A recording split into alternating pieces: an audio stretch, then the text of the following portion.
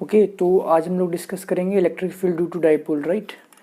तो आप अगर देखो, ये आपके पास लिखा हुआ electric field due to dipole है ना, होपफुली आपको दिख रहा होगा। तो एक डाइपोल है, एक प्लस चार्ज है, एक माइनस चार्ज है, दोनों के बीच में 2a डिस्टेंस है।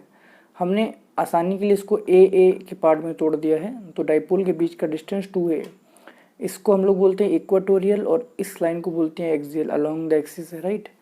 तो हमें इलेक्ट्रिक फील्ड निकालनी डाइपोल की वजह से दो जगह हम लोग निकालेंगे, एक निकालेंगे इक्वाटोरियल पोजीशन पे और एक निकालेंगे एक्सियल पोजीशन पे। तो ये पोजीशन इक्वाटोरियल जो इसके मिड पॉइंट से जा रही है और डाइपोल को जोड़ने लाइन के परपेंडिकुलर, राइट। तो देखिए ये पॉजिटिव चार्ज है, ये कैसा है, नेगेटिव चार्ज, ठीक है। जहाँ पे इलेक्ट्रिक फील्ड निकालने आपको तरीका का बताया, जहाँ पे भी इलेक्ट्रिक फील्ड निकालने वहाँ क्या रख दो, पॉजिटिव चार्ज। तो हमें पी पे इलेक्ट्रिक फील्ड निकालने के लिए मैंने यहाँ पॉजिटिव चार्ज रख दिया। जैसे ही पॉजिटिव चार्ज रखूंगा, पता है ये से क्या करेगा, रिपल, तो इलेक्ट्रिक फील्ड की डायरेक्शन इधर आ गई, ठीक, अलोंग द लाइन फोर्स लगता है। ये से क्या करेगा, अट्रैक्ट, टेस्ट चार्ज हमेशा पॉजिटिव रखते हैं, जहाँ पे भी इलेक्ट्रिक फील्ड वहाँ तुरंत ही टेस्ट चार्ज प्लेस कर दे, अट्रैक्ट। अब एक मन में आपके क्वेश्चन आना चाहिए, सर ये दोनों भी तो अट्रैक्ट कर रहे हैं, क्या इन दोनों की वजह से फोर्स यहाँ डिफर नहीं करेगा? बिल्कुल करेगा, बट आपको याद है प्रिंसिपल ऑफ सुपरपोजिशन कि इसकी वजह से जो भी इस पर फोर्स लगेगा वो इस बात से इंडिपेंडेंट है, राइट, अदरवाइज हम कैलकुलेट ना कर पाते, ठीक है। अब अगर ये एंगल थीटा है तो इसलिए आपको पता होगा ये भी एंगल थीटा है, थोड़ा बहुत ज्योमेट्री वगैरह लगाया, फिर इसके कंपोनेंट करो तो इधर E1 cos थीटा, इधर क्या आएगा E2 cos थीटा, इधर E1 sin theta, E2 sin theta. Bye the वे अगर आप देखो ये डिस्टेंस दोनों बराबर हैं और electric field due to point charge क्या होती है, KQ/R², तो सिर्फ डायरेक्शन अलग होगी और इलेक्ट्रिक फील्ड क्या होगी, सेम। तो E1 E2 आपस में क्या है, बराबर। E1 E2 बराबर लिखा, उसका लॉजिक आपको समझा ही दिया। इलेक्ट्रिक फील्ड होती है KQ/R², यहाँ से भी डिस्टेंस, यहाँ डिस्टेंस सेम होगी। अच्छा, इलेक्ट्रिक फील्ड का मैग्नीट्यूड बराबर होगा ऐसा बोलना चाहिए, डायरेक्शन अलग अलग होगी, ऑब्वियस सी बात है। फिर उसका कंपोनेंट कैंसिल हो गए, तो यहाँ पे electric E1 cos theta plus E2 cos theta. Since E1 E2 बराबर हैं तो दोनों ऐड हो जाएंगे, तो net electric field E1 cos theta, मतलब यहाँ पे जो इलेक्ट्रिक फील्ड होगी net, let me stop this, ये इलेक्ट्रिक फील्ड नेट इधर होगी, इसको बोलेंगे 2E1 cos थीटा, राइट। ए रिजल्टेंट ये निकल के आया। cos थीटा हम ज्योमेट्री से निकाल सकते हैं, ये R है, ये A है, तो ये होगा √R² प्लस A², राइट। तो cos थीटा होगा बेस बाई हाइपोटेनस, हाइपोटेनस अभी निकाल चुके हैं, √R² प्लस A², तो cos थीटा ये निकल के आ गया, राइट। E1 हम जान ही रहे KQ/R², Q हमें पता ही है, और R क्या होगा, ये डिस्टेंस क्या है, √R² प्लस A², तो बस पुट कर दिया KQ/R², तो इलेक्ट्रिक फील्ड क्या होगी KQ/R², ये रूट में था √R² प्लस A², उसका होल स्क्वायर करोगे तो रूट हट जाएगा, तो ये इलेक्ट्रिक फील्ड होगी KQ/R²। cos थीटा हम जान रहे हैं, सब सिंप्लीफाई किया तो 2KQ/R² प्लस A² पावर 3/2 आ रहा है, राइट।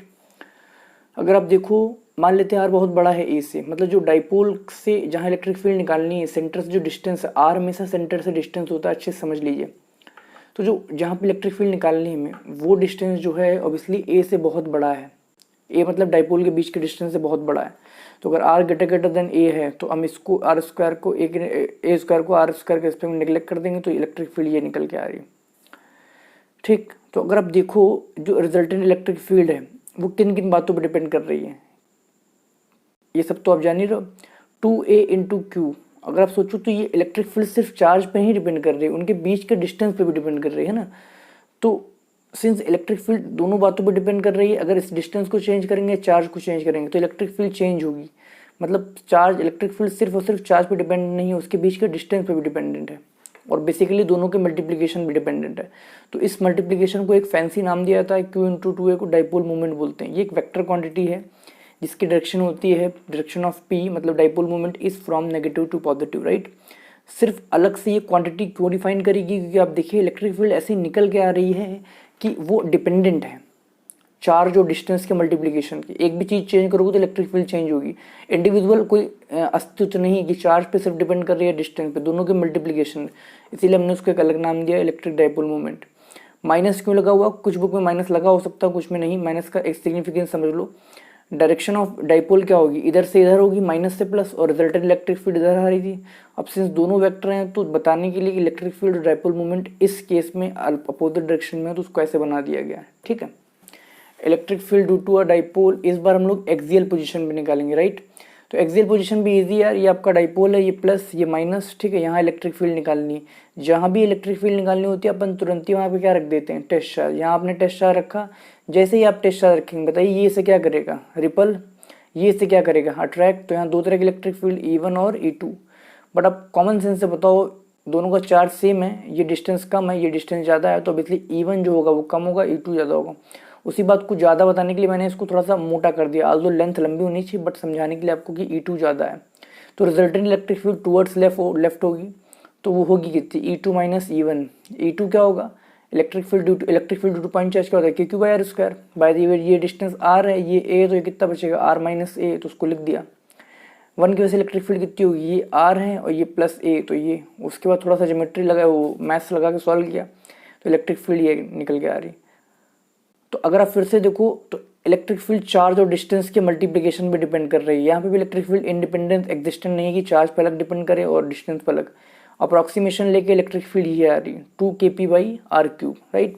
तो डबल है अगर आप देखो, और डायरेक्शन भी देखिए, डायरेक्शन ऑफ डाइपोल मोमेंट क्या होती है, नेगेटिव से पॉजिटिव, और इलेक्ट्रिक फील्ड भी नेट इधर ही आ रही है, तो माइनस का यहाँ कोई गेम नहीं, ठीक है। तो अगर आप देखो डाइपोल के केस में, एक्सियल केस में 2kp आ रही है और इसके केस में -kp आ रही है, मतलब ये ट्वाइस है इलेक्ट्रिक फील्ड। माइनस को परेशान ना हो, अब वेक्टर है, ठीक है। ओके, तो अब निकालेंगे electric field at general point, है ना। तो आपके सामने होपफुली आपको दिख रहा होगा, एक सेकेंड। तो ये डाइपोल है प्लस माइनस, राइट, और ये इलेक्ट्रिक फील्ड जनरल पॉइंट पे निकाल लिए मैं, ठीक है। तो अब अगर देखो आप यहाँ माइनस प्लस इस पॉइंट पे निकालनी है, r डिस्टेंस है और थीटा एंगल, ठीक। डाइपोल मोमेंट सबको पता माइनस से प्लस होता है, तो वो देखो मैंने बताया p, इसका एक कंपोनेंट जहाँ निकालना हो उधर की तरफ p कॉस थीटा, इसके परपेंडिकुलर p साइन थीटा, ठीक है। अगर आपको याद हो एक्सियल, जैसे मैं आपको दिखाई देता हूँ,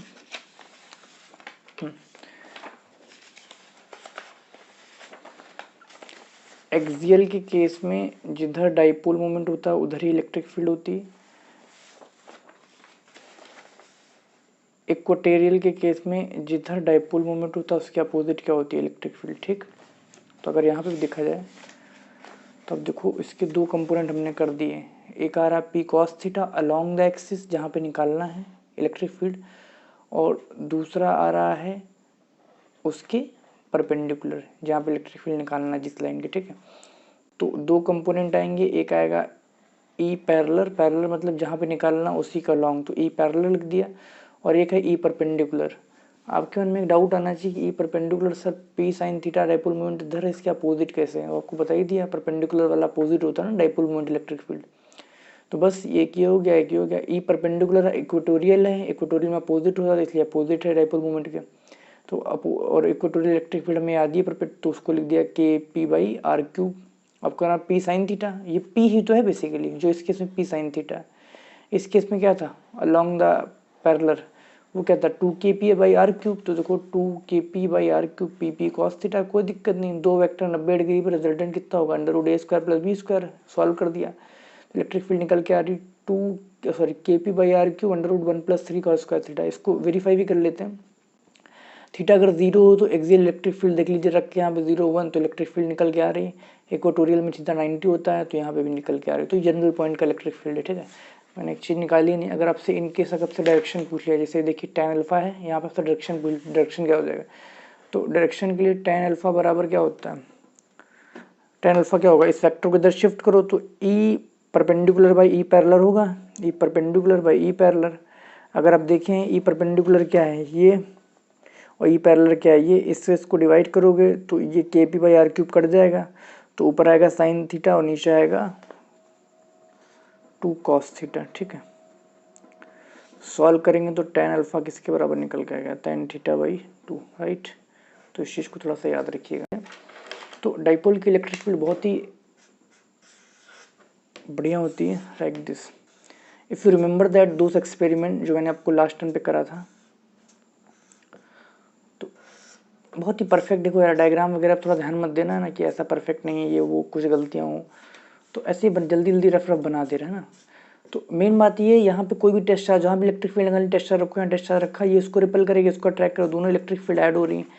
यहाँ पे रिपल करेगा, अट्रैक्ट करेगा, यहाँ इलेक्ट्रिक फील्ड कैंसिलेशन है, यहाँ भी इलेक्ट्रिक फील्ड क्या है, कैंसिलेशन है। अगर बहुत दूर से आप देखो इन्फिनिट से, तो आपको ये चार्ज लगभग 0 लगेगा, तो इसकी इलेक्ट्रिक फील्ड बहुत धीमे घटेगी। जनरली इलेक्ट्रिक फील्ड kq/r² होती है, इसकी इलेक्ट्रिक फील्ड अगर आपको दिखाई जाए हर केस में, देखिए ये था एक्सियल, इस केस में देखिए 1/r³ आ रहा, राइट। दूसरा पन्ना कहाँ चला गया, पीछे ये। इस केस में देखिए इक्वेटोरियल में भी 1/r³ आ रही, राइट, और जनरल में भी 1/r³ आ रही। तो डाइपोल की इलेक्ट्रिक फील्ड क्यों घट रही है आपको समझ में आ रहा है। तो ये देखिए इलेक्ट्रिक फील्ड का एक मॉडल है, बहुत तगड़ा आपको विजुलाइज होगा इससे, है ना। तो अब इसको मान लीजिए positive charge, look at this, है ना, इसको मान लीजिए पॉजिटिव चार्ज और इसको क्या मान लीजिए नेगेटिव चार्ज, ठीक है। तो यहाँ से बेसिकली इलेक्ट्रिक फील्ड निकल रही है और इधर की तरफ जाके इंसर्ट हो रही है, ये पॉजिटिव माना है तो ये नेगेटिव है, ठीक है। तो आप देखो बीच में काफ़ी डेंस इलेक्ट्रिक फील्ड है ना, आपको एक्सपेरिमेंट भी और डाइपोल वाला याद होगा, ठीक। तो आपको इससे विजुलाइज हो रहा होगा कि इलेक्ट्रिक फील्ड चारों तरफ होती है, राइट, ना कि सिर्फ मतलब बुक्स में बुकिश जो डायग्राम होता है कहाँ चला गया। इस डायग्राम ये बहुत मिसलीडिंग डायग्राम होती है, समझ भी नहीं आता इलेक्ट्रिक फील्ड क्या होता है। आपको यहाँ से फील हो रहा होगा इलेक्ट्रिक फील्ड 3D है, हर तरफ इलेक्ट्रिक फील्ड है, राइट, और बीच में तो काफ़ी हैवी इलेक्ट्रिक फील्ड है ये, तो बहुत बढ़िया आपको फील आ रहा होगा इलेक्ट्रिक फील्ड का, ओके, ठीक।